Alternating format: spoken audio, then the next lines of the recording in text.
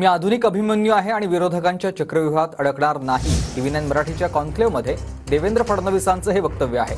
विरोधकांना वाटतंय ते माझ्या विरोधात चक्रव्यूह रचत आहेत, मात्र चक्रव्यूहात शिरायचं कसं आणि त्यातून बाहेर कसं पडायचं याचं मला ज्ञान आहे, असं देवेंद्र फडणवीसांनी म्हटलेलं आहे.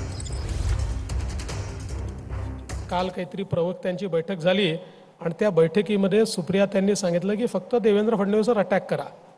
मी पुन्हा सांगतो, आनंदाची गोष्ट आहे. याचा अर्थ काय आहे की यातनं तुमचं राजकारणातलं स्थान लक्षात येतं. ते किती बळकट आहे की सगळ्यांना मिळून एकाच व्यक्तीवर अटॅक करावा असं वाटतं.